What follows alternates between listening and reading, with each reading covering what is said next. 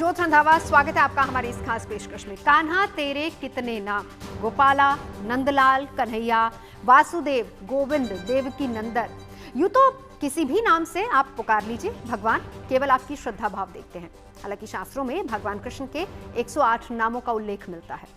वैसे कहा तो ये भी जाता है कि नाम में क्या रखा है, लेकिन अब भगवान के नाम को लेकर भी धर्म युद्ध छिड़ गया है। क्या भगवान के नाम को लेकर कोई सियासत या फिर संशय होना चाहिए? लेकिन फिर भी सियासत भी हो रही है और संत भी आमने सामने हैं। सवाल एक है लेकिन विचार अनेक है। दरअसल एक पुराने वीडियो से ये एक नया तूफान उठा है। आज अपने इस शो में हम इसी पर बात करेंगे, जानने की कोशिश करेंगे कि आखिर क्या है भगवान कृष्ण का पहला नाम और किस नाम से माता यशोदा ने, माता देवकी ने और नंद बाबा ने उन्हें सबसे पहले पुकारा था।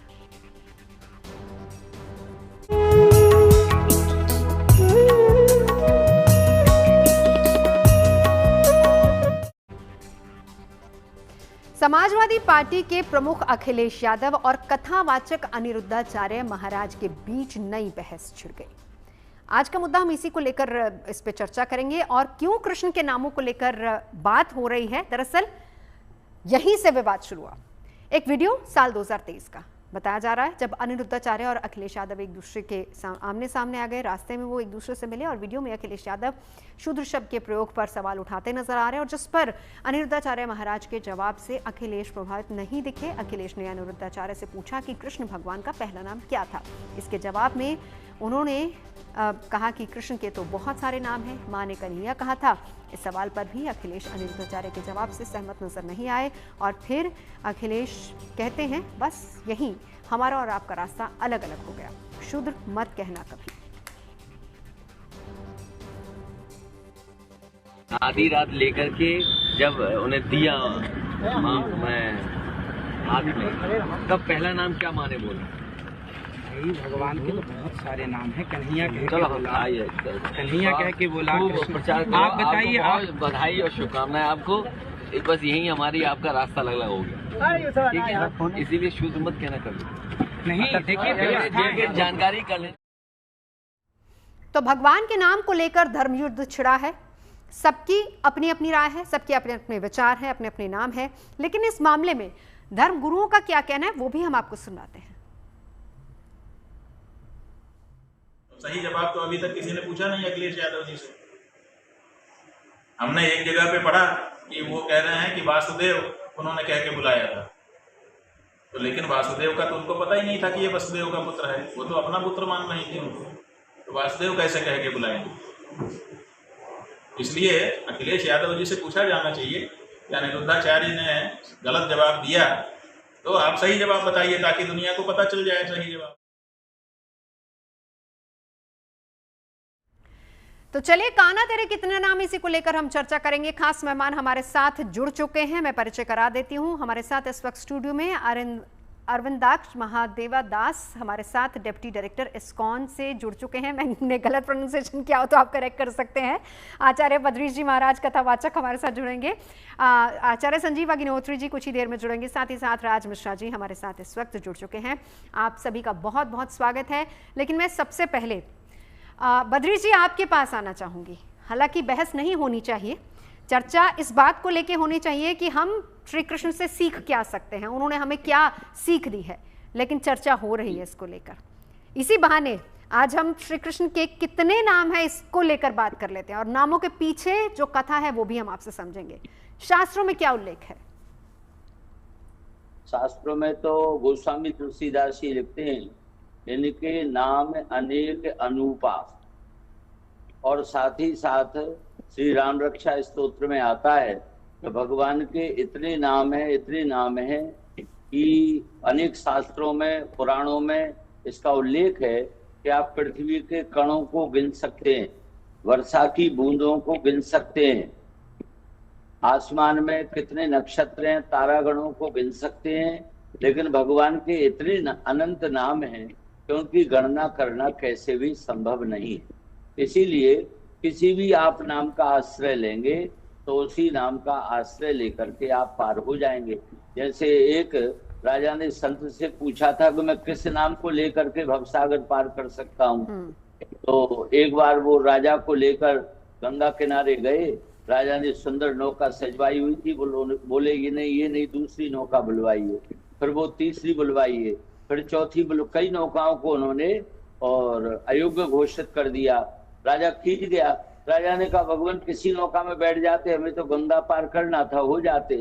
तो इसी तरह संत ने समझाया कि हे राजन, मैं इसी बात को समझाने आपको यहाँ पर ये लीला कर रहा था कि भगवान के किसी भी नाम को, जैसे आपने बताया किसी भी नौका से गंगा पार कर सकते थे, तो भगवान के किसी भी नाम का आश्रय आप ले लेंगे तो उस पार हो जाएंगे। भगवान के सभी नाम बराबर हैं, सभी का प्रभाव बराबर है, सभी की कीर्ति बराबर है, सभी का यश बराबर है, सभी का फल बराबर। बिल्कुल राज जी, बहुत अच्छी बात बद्री जी ने कही, लेकिन अब आपके पास आते हुए जो शास्त्रों में क्या मिलता है, कितने नामों का जिक्र है?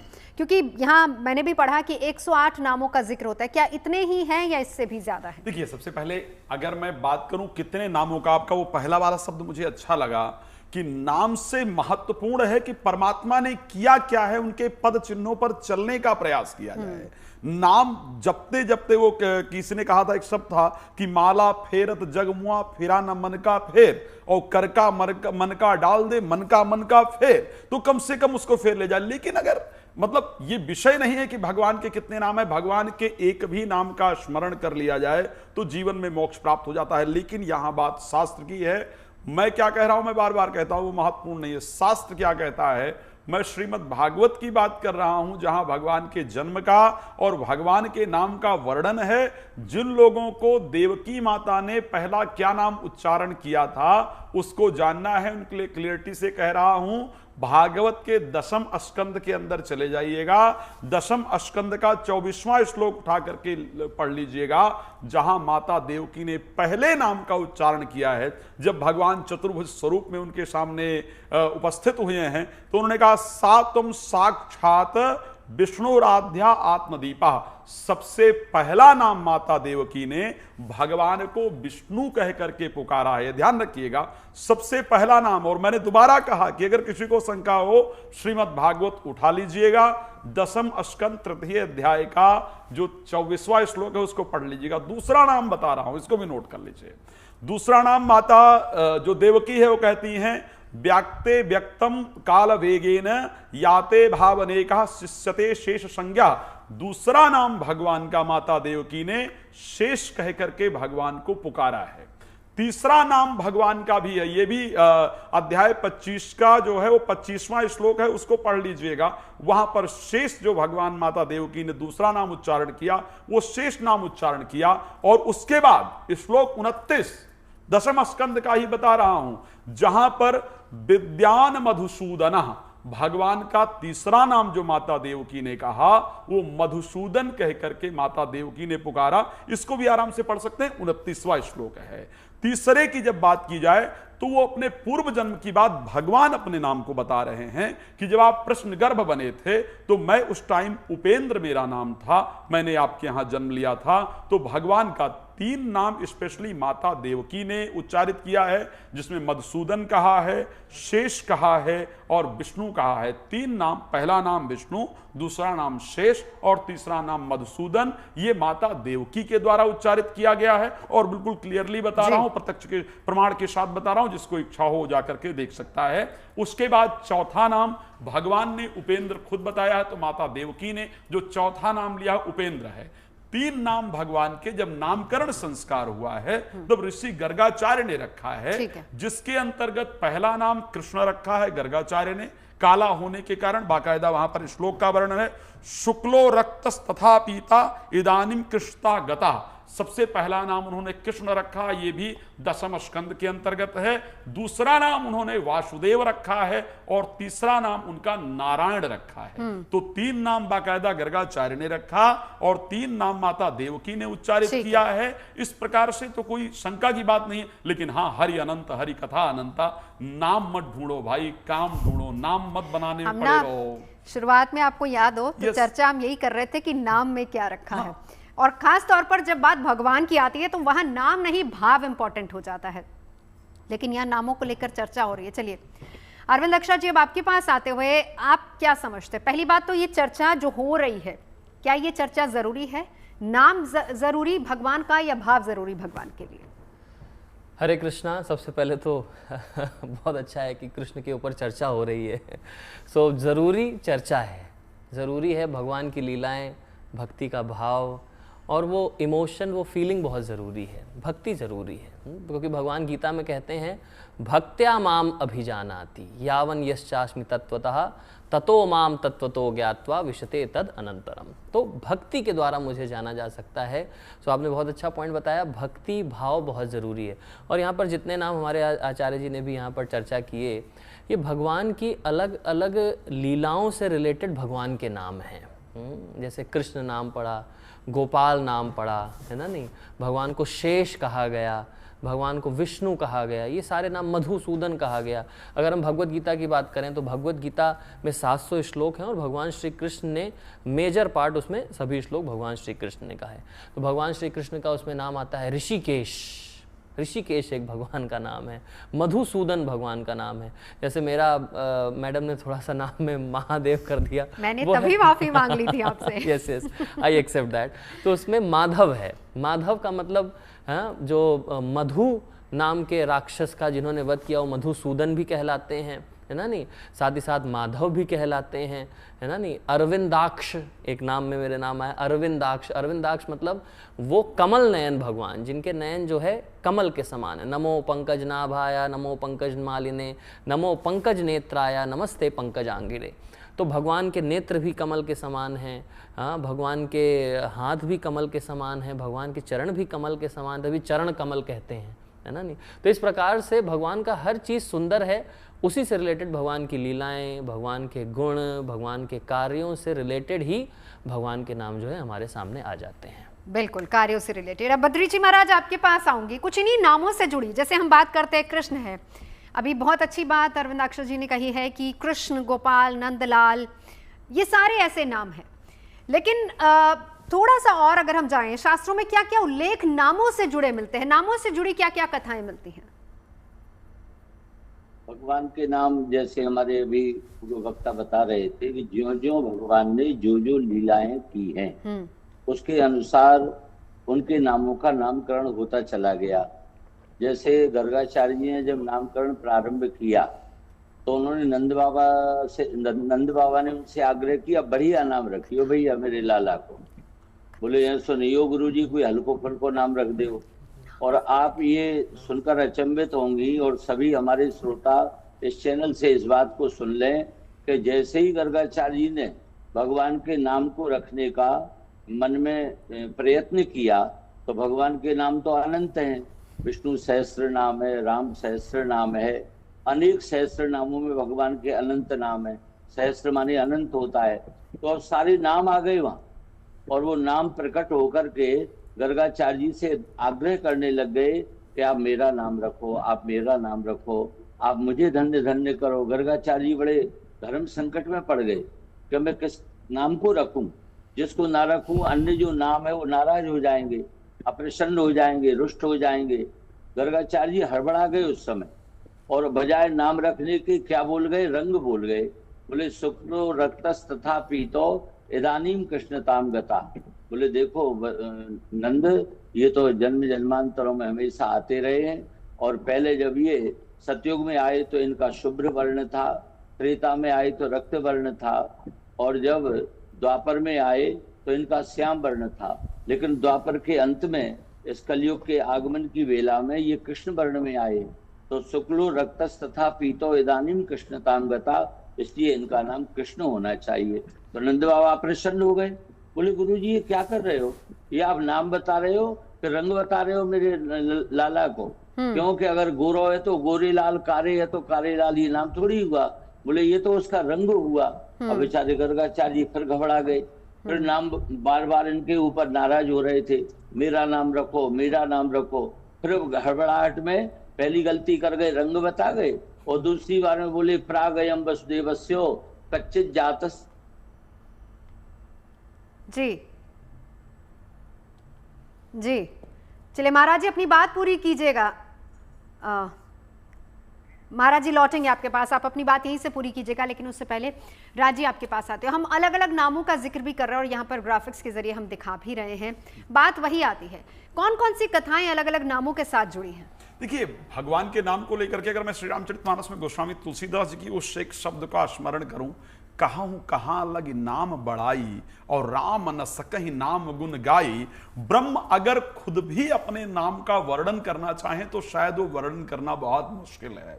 बहुत सुंदर वर्णन कर रहे थे महाराज जी गर्गाचार्य जी के वो नामकरण संस्कार को लेकर के। एक बड़ी सुंदर, जब नाम की महिमा आती है तो बड़ा सुंदर एक वर्णन आता है। समुद्र के, वो राम जी की कथा है, खैर समुद्र के समय की बात आती है कि सब लोग भगवान राम का नाम स्मरण करके लिख करके एक शिला पर और पत्थर डालें तो पत्थर तैरा करते थे। अब भगवान को लगा कि सब लोग मेरा नाम लिखकर पत्थर डाल रहे हैं और पत्थर तैर रहे हैं, मैं भी एक पत्थर डाल करके देख लेता हूं तो शायद वो भी तैरेगा। अब भगवान ने, पहले राम जी ने इधर उधर देखा, इधर उधर कोई था नहीं, और उसके बाद वो पत्थर उठाया और पत्थर उठा करके और जैसे ही समुद्र में डाला तो पत्थर डूब गया। कोई और नहीं देख रहा था, लेकिन हनुमान जी इस चीज को देख रहे थे। तो हनुमान जी ने आकर के कहा, प्रभु आपके नाम से दुनिया तर जाती है, आपका नाम स्मरण करने से, नाम लेत भव सिंधु सुखाही, आपके नाम के स्मरण से भवसागर आदमी तर जाता है। और ऐसी परिस्थिति में अगर आप ही किसी को छोड़ दें तो डूब ही जाएगा। नाम की एक बड़ी सुंदर महिमा है। मैं नवजोत जी आपको बताना चाहता हूं, एक ग्वालिन थी जो मथुरा में दही बेचने जाया करती थी। तो कहीं पर भागवत की कथा चल रही थी, महाराज जी कथा कर रहे थे। तो कथा करते हुए महाराज जी कह रहे थे कि राधा नाम लेने से, कृष्ण नाम लेने से आदमी भवसागर तर जाता है। अब वो रोज यमुना जी को पार करके बेचारी दही बेचने जाए तो उसका रोज 10 पैसे खर्च हो जाया करे।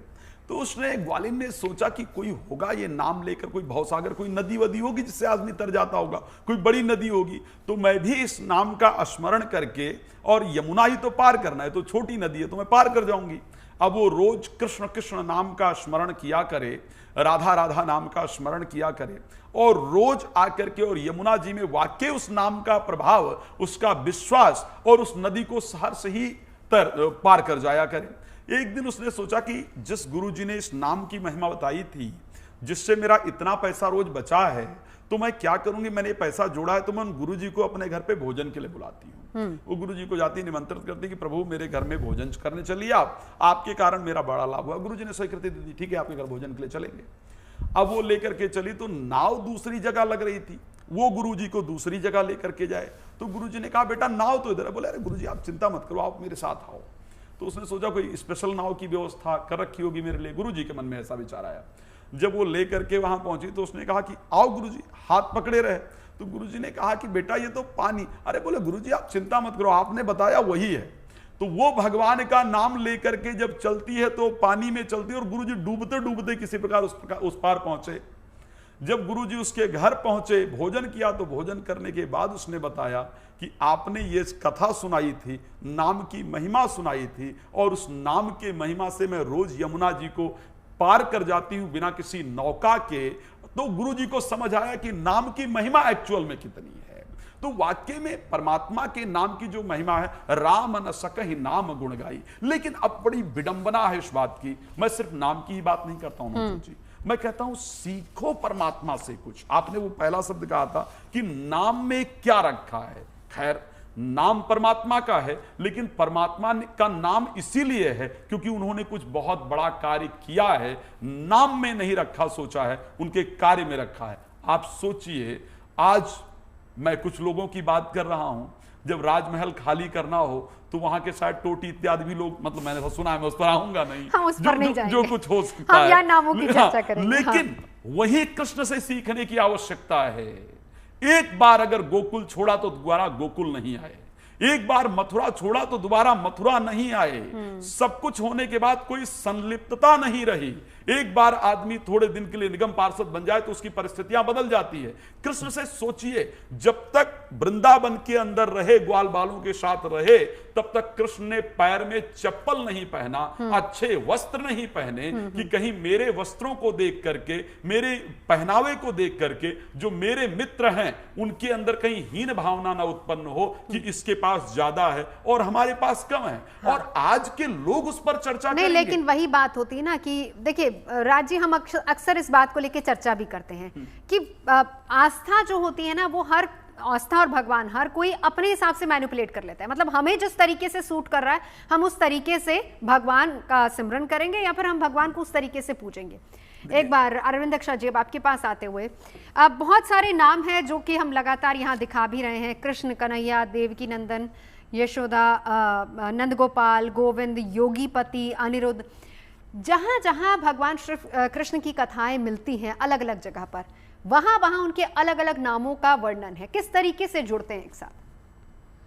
नाम नामकारी बहुधा निज सर्वशक्ति तत्रात् पिता नियमितः स्मरणे न कालः एतादृशी तव कृपा भगवन् ममापि दुर्दैवमीदृशम् इह जनिनानुरागः। मैंने अपने इन नामों में सारी शक्तियाँ डाल दी हैं, सारी शक्तियाँ डाल दी हैं, और मेरे इस नाम का इतना प्रभाव है कि आप इससे सब प्रकार की शक्तियाँ प्राप्त कर सकते हैं। भगवान ने अपने नाम में अपनी सारी शक्तियाँ डाल दी हैं। लेकिन हम इतने दुर्भाग्यशाली हैं कि इस नाम में भी हमारा अनुराग नहीं हो पा रहा। हम इस पर चर्चा कर रहे हैं कौन सा नाम पहला, कौन सा नाम बाद में। सो हमें उस नाम की शक्ति के ऊपर चर्चा करनी है। मैं श्रीमद् भागवतम का आपको फिर से उदाहरण दूंगा। श्रीमद् भागवतम में बताया गया है जो 4 युग हैं हमारे, सतयुग, त्रेता, द्वापर और कलयुग, चारों युगों में भगवत प्राप्ति के अलग अलग मार्ग बताए गए हैं। कृते अध्यायतो विष्णु त्रेतायाम यजतो मखे द्वापरे परिचर्यायाम कलौ तद हरि कीर्तन। सतयुग में जो भगवत प्राप्ति का मार्ग बताया गया वो बताया गया कृते अध्यायतो विष्णु, भगवान पर ध्यान लगाना, इससे भगवत प्राप्ति होती है। हाँ, त्रेतायाम यजतो मखे, त्रेता युग में बड़े बड़े यज्ञ होम आदि करना, जैसे आप सबने सुना होगा गौमेध यज्ञ, अश्वमेध यज्ञ, बड़े बड़े यज्ञ करके आदि करके। कृते अध्यायतो विष्णु त्रेतायाम यजतो मखे द्वापरे परिचर्यायाम, द्वापर में बहुत इलेबोरेट डीटी वर्शिप, बड़े बड़े मंदिर बना के भगवान की परिचर्या, भगवान की वर्शिप करना, द्वापरे परिचर्यायाम। और कलयुग में क्या बताया गया? कलौ तद हरि कीर्तन। कलयुग में क्या है? हरि कीर्तन, भगवान के नाम का कीर्तन। इसी श्रीमद् भागवतम में एक और उदाहरण आता है अजामिल की कथा। श्रीमद् भागवतम के 6ठे स्कंद में एक कथा आती है अजामिल की। अजामिल कान्य कुब्ज ब्राह्मण थे, बचपन से ही सारी ब्राह्मण की उन्होंने अपने यज्ञ होम आदि सब की उनकी ट्रेनिंग हुई थी। ब्राह्मणों की ट्रेनिंग होती है, तो ब्राह्मण पुत्र थे तो बचपन से ट्रेनिंग हुई। अब एक दिन उनका विवाह भी हो गया था, बच्चे भी थे, सब था। एक दिन अब वो जंगल में गए यज्ञ होम के लिए लकड़ी लाने के लिए। और जब जंगल में गए तो वहाँ उन्होंने एक शूद्र शूद्राणी को संभोग करते हुए देखा। वहाँ पर उनकी मति विभ्रमित हो गई और मति विभ्रम होने से उन्होंने उसी वैश्या से विवाह कर लिया। विवाह करके उसको घर में ले आए, अपने माता पिता पत्नी सबको घर से निकाल दिया और वो उनका आचरण जो है बिल्कुल एक वैश्या के पति के समान हो गया। उन्होंने बहुत पाप किया, 10 बच्चे पैदा किए उस वैश्या से। लास्ट बच्चे का जो नाम उन्होंने साधु संतों की कृपा से नाम रखा उसका नारायण, नाम रखा नारायण। अजामिल जो कि जन्म से ब्राह्मण थे, सारी क्रिया भी ब्राह्मण थी, लेकिन पद से भटक गए और अब वो एक शूद्राणी के साथ पति बन के रह रहे हैं। लेकिन लास्ट बच्चे का जो नाम रखा उसका नाम रखा नारायण। अब क्योंकि इतने पाप उन्होंने किए थे तो यमदूत उनको लेने आए जी। यमदूत जब लेने आए अजामिल को तो यमदूत उनको रस्सी से बांध के खींच रहे हैं। लेकिन अजामिल जो है वो इस चिंता में है कि कहीं नारायण मेरा पुत्र कहीं यहाँ आसपास ना आ जाए। तो बोल रहे नारायण यहाँ बताना, नारायण नारायण नारायण नारायण। जैसे उन्होंने नारायण नारायण नाम लिया, सामने प्रकट हो गए कौन? विष्णुदूत। तुभ्यम नमामि नारायणाय। वहां पर कौन प्रकट हो गए? विष्णुदूत। विष्णुदूतों ने तुरंत तलवार निकाल के यमदूतों को रोक दिया कि नहीं, अब तुम्हारा अधिकार इस अजामिल के ऊपर से खत्म हो गया है। क्यों? क्योंकि इसने नारायण का नाम ले लिया है। यानी कि नाम बहुत जरूरी है, बहुत जरूरी है, बहुत पावरफुल है। हाँ। उसी समय से अजामिल जो है अपने सारे बंधनों से मुक्त हो गए। अजामिल जो है वहीं से तुरंत हरिद्वार गए। खूबसूरत।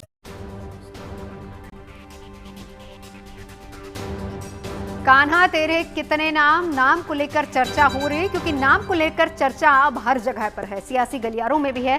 लेकिन बात वही आती है, क्या नाम जरूरी है? नाम को लेकर क्या सियासत होनी चाहिए? नाम को लेकर क्या बात होनी चाहिए? लेकिन इसी बहाने कृष्ण के अलग अलग नामों और उससे जुड़ी जितनी भी कहानियां हैं, कथाएं हैं, उस पर आज हम बात कर रहे हैं।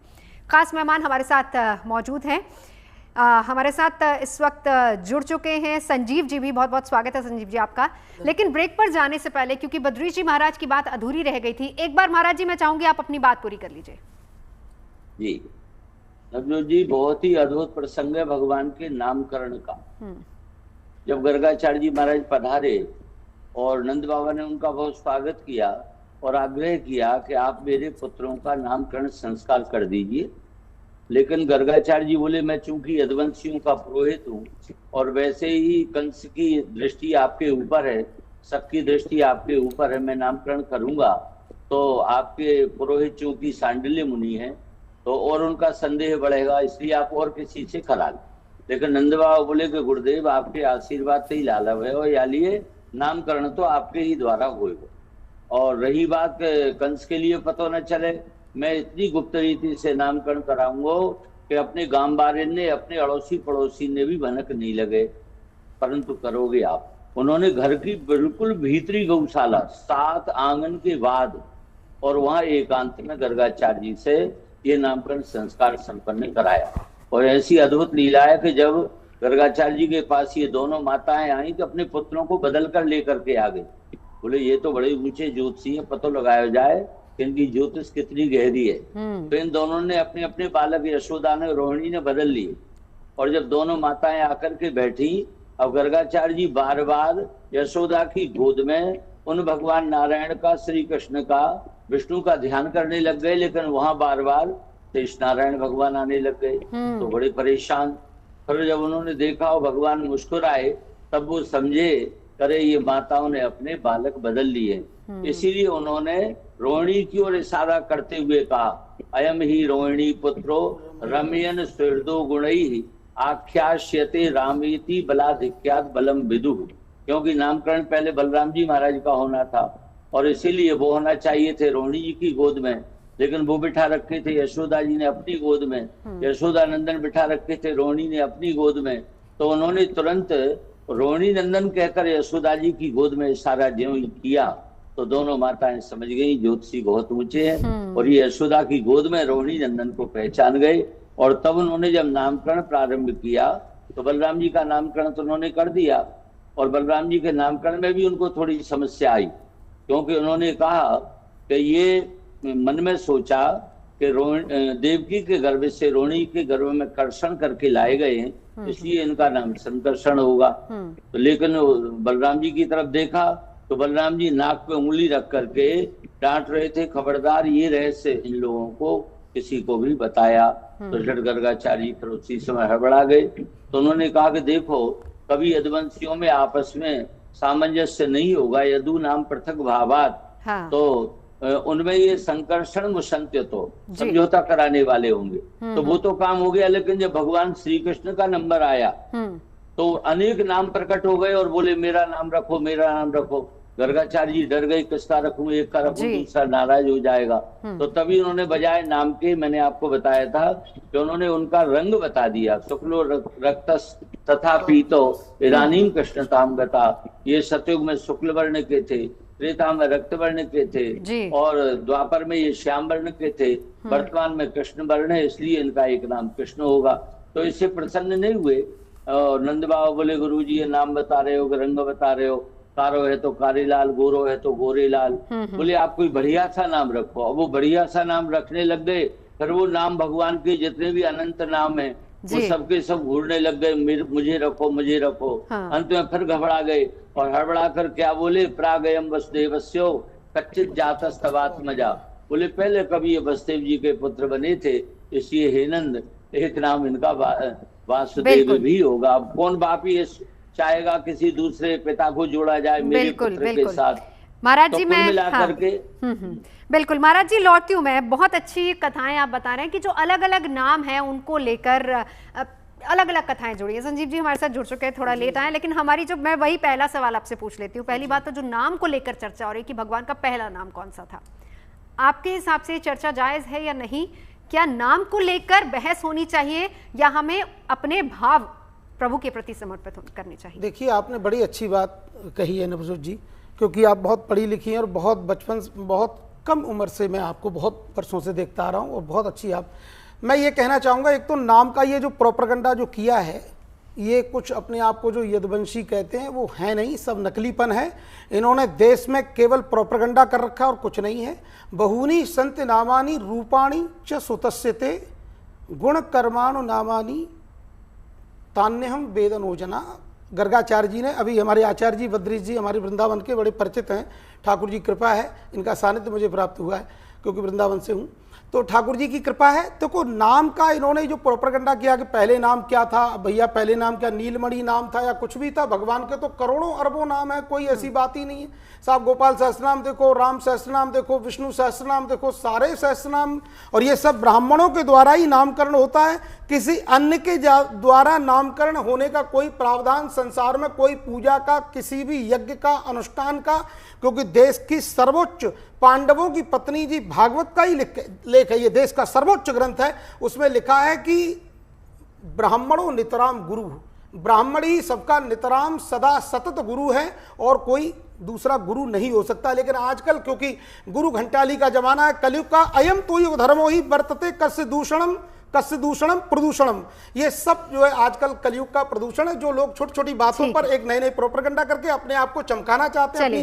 राजनीति को चमकाना चाहते हैं। हाँ। बाकी भगवान का ये नाम तो संजीव जी चलिए, तो चलिए सियासत की बात हो गई। लेकिन एक बात देखिए, गुड न्यूज टुडे का काम ही ये है कि कहीं भी कुछ सियासत भी हो रही हो तो हम उसमें से अच्छी चीज निकाल के लाते हैं। बहुत अच्छी बात। और आज की हमारी ये चर्चा इसी पर है कि भले ही मुद्दा सियासी रहा हो, लेकिन हमने उसमें से प्रभु के नामों को लेकर चर्चा की है। यहाँ से हम सियासत की नहीं, लेकिन हम चर्चा ये कर रहे हैं कि प्रभु के नाम कितने हैं, उनके पीछे का क्या क्या किस्से हैं, क्या कहानियां हैं, क्या कथाएं उससे जुड़ी हुई हैं, जो कि बहुत से लोग नहीं जानते। बद्रीश जी महाराज हमारे साथ, राज मिश्रा जी भी मौजूद है, आचार्य जी भी मौजूद है, बहुत अच्छी अच्छी कथाएं हमें बता रहे हैं और ये शायद आज की युवा पीढ़ी को नहीं पता, उन्हें समझनी चाहिए।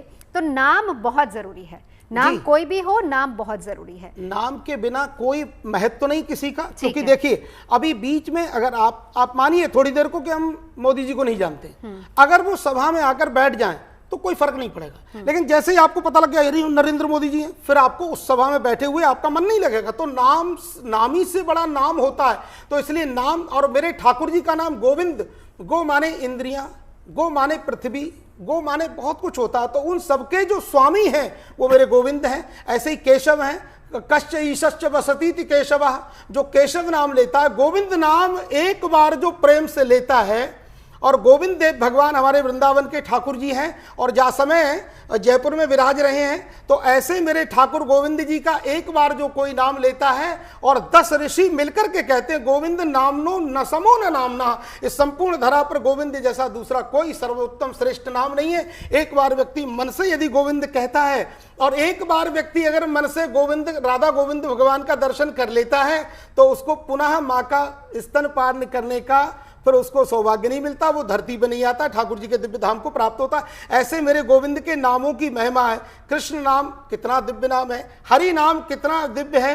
हरति जीवानाम चित्तम वित्तम नवनीतादिकम हरति हरि, जो जीव के मन को चुरा ले, जो जीव के चित्त को चुरा ले, जीव के भाव को चुरा ले और जीव के नवनीत माखन को चुराकर उनके मन की मनोरथों को पूर्ण करे। देखिए गोपियों के यहाँ मेरे ठाकुर जी जाते थे तो माखन चुराते थे। तो भाई अब आज के हिसाब से अगर भाषा बोली जाए, अरबपति के घर में उनका अवतार था तो क्या उनको किसी के माखन की जरूरत थी? 9 लाख गौएं नंद बाबा के यहाँ दूध दियो करती तो महाराज पूरी नहर की नहर, नदी की नदी बहती थी। लेकिन फिर भी वो भाव और उनके मन के भावों को ग्रहण करने जाते थे। भगवान राम मैया जानकी के साथ, लक्ष्मण जी के साथ जब जा रहे थे वन में, तो बड़े बड़े ऋषि वहाँ महर्षि देवर्षि सब तपस्या कर रहे थे। तो उनके मन में भाव आया, सी उभय बीच सिय सोहति कैसे ब्रह्म बीच जीव माया। जैसे बोले जैसे राघवेंद्र सरकार साक्षात ब्रह्म है, लक्ष्मण जी साक्षात जीव हैं और जीव और ब्रह्म के बीच में माया रूपी साक्षात श्री जी लक्ष्मी जी चल रही हैं। क्या प्रभु ये सौभाग्य इस भजन का हमको मिलेगा? तब ठाकुर जी ने कहा सुनो, ये मेरा मर्यादा में अवतार है, इस समय तो हम तुम्हें नहीं मिल सकते, लेकिन सुनो कृष्ण अवतार में आ जाना। तो वो जो बड़े बड़े तपस्यात्मा, अमलात्मा, विमलात्मा संत महवृंद थे, ऋषि थे, वो सब गोपी बनकर पधारे और उन गोपियों के बनने पर मेरे गोविंद ने, मेरे ठाकुर जी ने, परम उदार मेरे कृष्ण ने उनको वो सुख सौभाग्य, उनके माखन को चुरा के दिया, उनके घर में चोरी करके दिया। क्या भगवान किसी की चोरी करेंगे? तो इस तरह से जीव के चित्त को जो चुराएं, जीव के मन को चुराएं। और देखिए आपने बड़े बड़े चोर देखे होंगे, रुपए पैसे की चोरी करते होंगे, पर क्या कोई किसी के पापों की चोरी करता है? आज तक ऐसा चोर कोई नहीं होगा। लेकिन मेरे ठाकुर जी, अनेक जन्मार्जित पाप चौरम चौराग्रगण्यम पुरुषम नमामि। ऐसे परम पुरुष श्री कृष्ण को हम सतत सभी लोग नमस्कार करते हैं, जो जीव के चित्त वित्त को तो चुराते ही, पर धन को चुराते हैं और मन को चुरा लेते हैं और पापों को चुरा लेते हैं। ऐसे मेरे जगदीश, मेरे कृष्ण हैं, मेरे गोविंद हैं, गोपाल हैं, माधव अनंत प्रभु के नाम।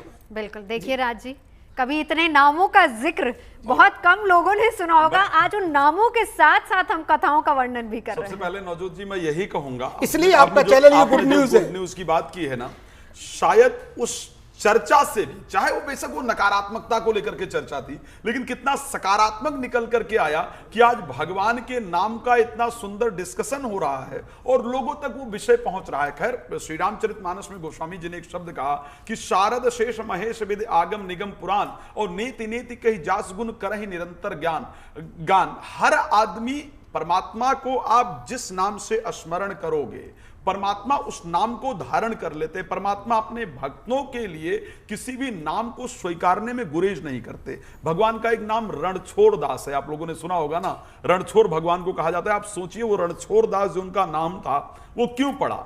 जब कंस का वध कर दिया भगवान कृष्ण ने, उसके बाद जो कंस की पत्नियां थी वो जरासंध के पास जाती हैं और जरासंध को जाकर के आप बीती सुनाती हैं। जरासंध 17 बार भगवान पर, मथुरा पर आक्रमण करता है और 17 बार आक्रमण करने पर हर बार परास्त हो जाता है। 18वें बार 1000 ब्राह्मणों को बिठाता है, कहता देखो मैं इस बार फिर से कृष्ण पर आक्रमण करने जा रहा हूं, अगर मैं जीत गया तो तुम जो कुछ मांगोगे वो सब कुछ तुम्हें दे दूंगा, लेकिन अगर मैं हार गया तो तुम सबके सर कलम करा दूंगा।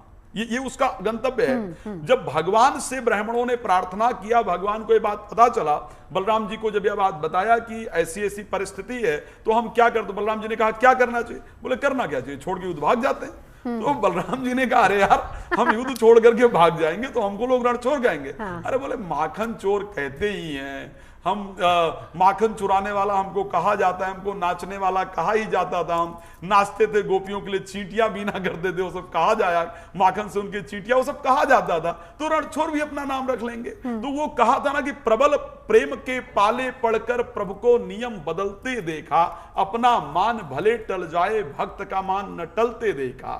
तो उस परिस्थिति के अंतर्गत जब जरासंध ने आक्रमण किया, 17 बार जो व्यक्ति हार गया था, 18वीं बार उसके कारण भगवान वहां से कूद गए जंगल में और जाकर के द्वारिकापुरी को विश्वकर्मा ने बसाया और वहां से द्वारिकाधीश कहलाए। तो भगवान का नाम, ये मैं दोबारा वो आपका वो वाला शब्द मुझे याद आता है कि नाम में क्या रखा है, काम तो देखो, उनकी एक योग्यता को अपनाओ। एक चीज को मैं, एक और सुंदर कथा है, एक बार की बात है, एक श्वान जो धर्मराज है वो श्वान बनकर के आते हैं। खैर संस्कृत में, हिंदी में श्वान को कुत्ता कहा जाता है, लेकिन एक और शब्द है ग्राम सिंघा, बहुत लोगों को पता होगा, कुत्ते को ग्राम सिंह कहा जाता है। हमारे संस्कृत और हमारे हिंदी की जो शब्दावली थी वो बड़ी प्यारी थी। तो आप हाँ बहुत बहुत प्यारी है, हाँ बहुत प्यारी, क्षमा चाहूंगा मैं। आप सोचिए, जनरली डोंकी इंग्लिश में गधे को कहते हैं, हिंदी में गधा कहते हैं, और संस्कृत में आप सोचिए क्या कहते हैं, बैशाख नंदन।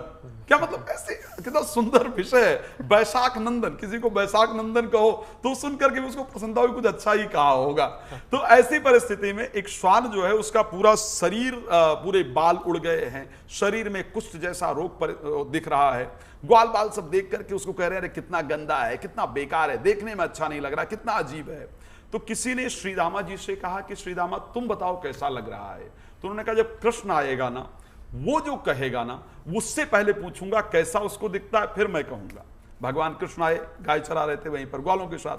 तो भगवान कृष्ण ने पूछा कि कृष्ण ये बताओ, ये तुम्हें जो श्वान है ये कैसा लग रहा है?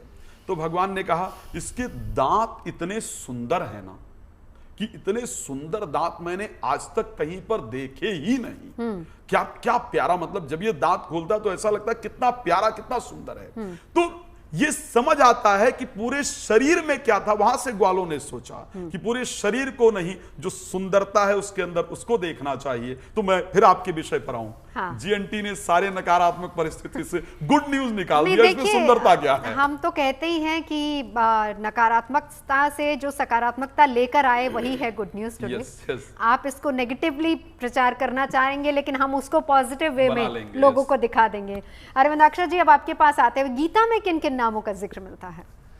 देखिए, गीता में शुरुआत ही जैसे संजय और धृतराष्ट्र जी के बीच में कॉन्वर्सेशन चल रहा है, तो उसके बाद संजय जब बोलना शुरू करते हैं तो पहला श्लोक तो धृतराष्ट्र ने बोला, धृतराष्ट्र उवाचा धर्मक्षेत्रे कुरुक्षेत्रे समवेता युसवः माम कहा पांडवाश्चैव किम अकुर्वत संजया। उसके बाद से अब संजय फिर बोलना शुरू करते हैं और वो बताते हैं कि कैसे दुर्योधन जो है और दुशासन पूरी सेना का निरीक्षण कर रहे हैं। उसमें बताते हैं कि कैसे शंख बजाए गए, जब युद्ध की शुरुआत होने वाली तो शंख बजाए गए। तो उसमें आया श्लोक क्या आया, हाँ, पांचजन्य ऋषिकेश देवदत्त धनंजया। भगवान श्री कृष्ण का एक नाम बताया गया ऋषिकेश। तो ऋषिकेश भगवान ने, अब भगवान के शंख का भी नाम है, उनके शंख का नाम क्या है, पांचजन्य। पांचजन्य ऋषिकेश देवदत्त धनंजया। और जो अर्जुन का नाम क्या रखा गया, अर्जुन का नाम क्या बता रहे हैं वहां पर, धनंजय। धनंजय के शंख का नाम है देवदत्त। यस, तो शंखों का भी नाम है, यहाँ तो व्यक्ति का क्या नाम बताएं। मतलब आप देखिए, आध्यात्मिक जगत में एवरीथिंग इज अचिंत्य, हर चीज आध्यात्मिक है, हर चीज का नाम है, यहाँ तक कि शंख का भी नाम है। भगवान की जो बांसुरी है, अलग अलग बांसुरी का भी नाम है ना, नहीं, जो वृंदावन की रेणु है वो भी बहुत महान है, हर चीज महान है। तो भगवान का वहां पर नाम क्या है, ऋषिकेश। ऋषिकेश मतलब जैसे हमारे आज भी प्रभु जी ने बताया था, ऋषिक मतलब होता है इंद्रियां, और ईश मतलब स्वामी, इंद्रियों के जो स्वामी हैं उनको कहा जाता है। इसीलिए कहा जाता है क्या, ऋषिकेन ऋषिकेश सेवनम भक्ति रुच्यते। भक्ति क्या है, अपनी इंद्रियों के द्वारा इंद्रियों के स्वामी की सेवा करना, दिस इज कॉल्ड एज भक्ति। इसी को भक्ति कहते हैं। तो भक्ति कोई बहुत बड़ा लॉजिक है, बहुत बड़ा साइंस नहीं है, बहुत आसानी से इसको हमारे आचार्य ने बताया। ऋषिकेश एक कहा गया भगवान का नाम। फिर कहा गया मधुसूदन। मधुसूदन मतलब मधु नाम के राक्षस का जो सूदन मतलब वध करने वाले, तो हो गए मधुसूदन हो गए, है ना नहीं। फिर माधव, ऋषिकेश, है ना नहीं। इस प्रकार से कई नाम आते हैं भगवान श्री कृष्ण के। और जो भगवत गीता का आखिरी श्लोक आता है उसमें क्या बताते हैं, संजय उवाचा, हाँ, यत्र योगेश्वरो कृष्ण तत्र यत्र पार्थो धनुर्धरः तत्र श्री विजय विभूति ध्रुवा नीतिर्मतिर्ममः। जहां कौन है, हाँ, योगेश्वर भगवान श्री कृष्ण है। यत्र योगेश्वरः कृष्णो। तो कृष्ण का एक और नाम आया भगवद गीता में, क्या नाम आया, Yogeshwar, who is the master of all the yogas. भगवान श्री कृष्ण ने भगवद गीता में सारी योग पद्धतियों के बारे में बताया है ना नहीं। शुरुआत करी कर्म योग से, कर्म योग, ध्यान योग, ज्ञान योग, अष्टांग योग, सांख्य योग, और बीच में बताया भक्ति योग, है ना। तभी मैंने आपको सभी को पहले श्लोक में बताया था क्या, भक्त्या माम अभिजानाति, भक्ति के द्वारा मुझे जाना जा सकता है। मैं छोटा सा बस कह के अपना पॉइंट फिनिश करूंगा। अजामिल का जो वर्णन मैंने आप सबको बताया था ना भागवतम के 6ठे स्कंद में, उसका कनेक्शन है भागवतम के 5वें स्कंद से। 5वें स्कंद में सुखदेव गोस्वामी जी वर्णन करते हैं विभिन्न प्रकार के नरकों का, रौरव, महारौरव, अंध तामिश्र, तामिश्र, मतलब जीवात्मा जो पाप करती है उसको नरकगामी होना पड़ता है ना, विकर्म में जो खासकर लगते हैं। तो जब परीक्षित महाराज ने सुना कि इतने सारे लोग पाप कर रहे हैं, सब नरक में जाएंगे, लेकिन इन जीवात्माओं का उद्धार कैसे होगा, तो वहां से 6ठे स्कंद की शुरुआत होती है, जिसमें सुखदेव गोस्वामी जी बताते हैं कि मैं आपको अजामिल की कथा जो सुनाने जा रहा हूं ना, इससे आपको पता लगेगा कि कलयुग के जीवात्माओं का भी उद्धार होगा। और वो कैसे होगा, वो होगा भगवान का नाम लेकर के।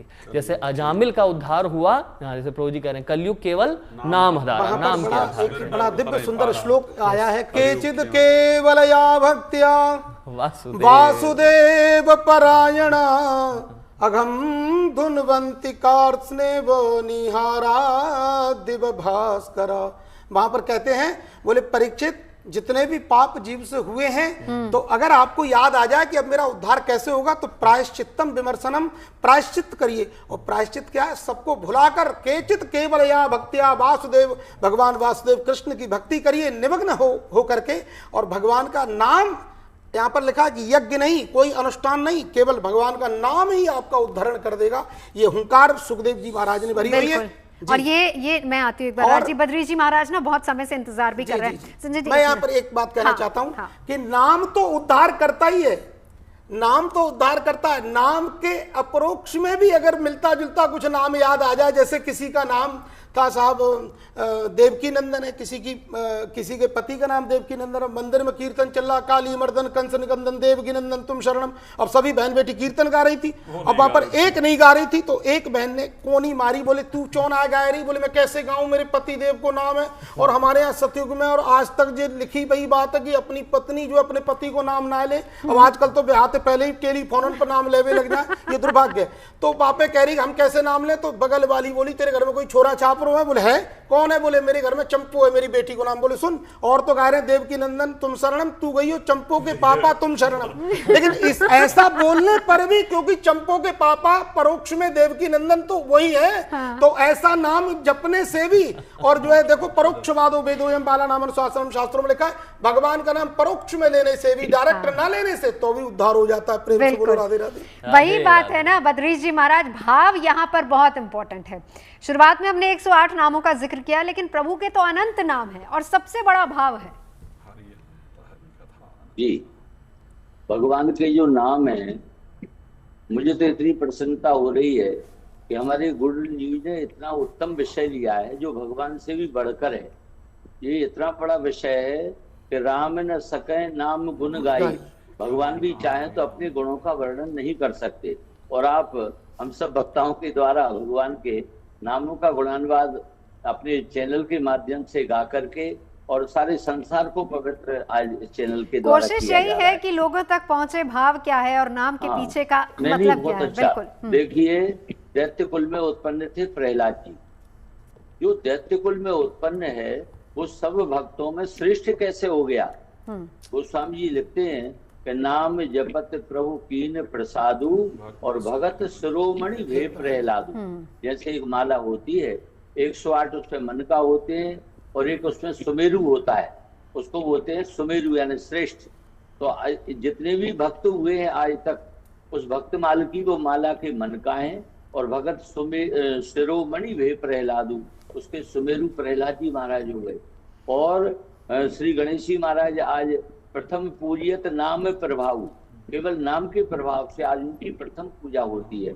और हमारे नाम का तो इतना वर्णन है कि संपूर्ण श्रीमद् भागवत सुनाई गई, 18,000 श्लोक सुनाए गए। बिल्कुल, हमारे संजीव जी और बार बार भागवत का प्रसंग लाते हैं, बड़ी प्रसन्नता होती है। तो आप देखिए अंत में फिर सुखदेव जी ने अपनी कथा सुना दी, चले गए। सूत जी महाराज अंत में कहते हैं कि सबका जो कुछ मैंने आपको सुनाया, बोले नाम संकीर्तनम यस्यो सर्व पाप प्रणाशनम प्रणामो दुख समनस तम नमामि हरिम परम। बोले अंत में सबका जो सार है वो भगवान का नाम है। जब जीव का जीवन समाप्त होता है, अंत में सभी लोग पीछे पीछे राम नाम सत्य बोलते हुए जाते हैं। बोले सत्य बोलोगे तभी गति होगी। तो मैं चैनल को और चैनल के सभी श्रोताओं को बहुत बहुत साधुवाद, धन्यवाद, और हमारे आगामी आने वाले जो पर्व हैं उन सबकी उनको बधाई देता हूँ। चलिए बद्रीश जी महाराज, आप सभी हमारे साथ यहाँ पर जुड़े, चर्चा के लिए बहुत बहुत धन्यवाद। चर्चा हम इसलिए थी कि पहला नाम इम्पोर्टेंट नहीं है, नाम इम्पोर्टेंट है, भाव इम्पोर्टेंट है, और किस तरीके से आप अपने प्रभु को याद कर रहे हैं वो बहुत जरूरी है। ब्रेक के लिए रुकेंगे, रहिए हमारे साथ।